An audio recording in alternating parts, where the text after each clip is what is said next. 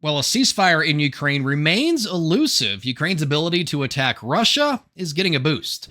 Over the last few weeks, Ukraine's armed forces started using ground-launched small-diameter bombs again. The munitions make use of two items already in wide use in U.S. and Allied inventories: the GBU-39 small-diameter bomb and an M26 rocket motor. Once fired, the rocket motor falls away and the SDB becomes a glide bomb with a range of around 100 miles. SDBs are much more maneuverable than standard artillery shells. That means they can strike targets on the reverse slope. Now, if these weapons sound familiar, that's because the US sent over a bunch earlier in the war, but they proved largely ineffective against Russian electronic countermeasures. After a brief pause in U.S. aid to Ukraine, the Trump administration restarted the weapon shipments, which included the upgraded GLSDBs.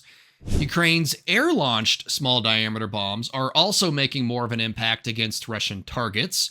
In a video recently posted to social media, a Ukrainian F-16 was captured carrying 8 GBU-39 SDBs, in addition to a mix of air-to-air munitions. Ukraine's older MiG-29s and Su-27s were retrofitted to be able to carry the Western weapons.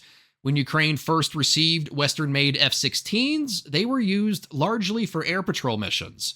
But as pilots grow more comfortable with the fighter, and as Ukraine's fleet of F-16s grows, the Fighting Falcons are being used in more air-to-ground roles as well. The bread and butter of Ukraine's air attacks is still drones, though.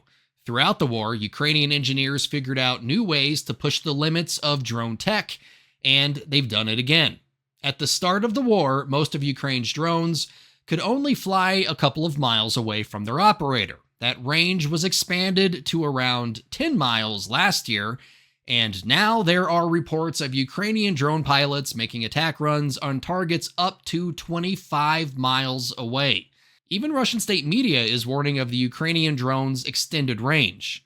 Now, on their own, none of these advancements will be enough to turn the tide of the war into Ukraine's favor, but they are all vital in making sure Russia doesn't seize the initiative either. Negotiations for a ceasefire are ongoing, but as of publication, Russian President Vladimir Putin says he cannot accept the current U.S. proposed agreement, something which reportedly made President Donald Trump, quote, pissed off. For more unbiased, straight fact reporting like this, download the Straight Arrow News app today.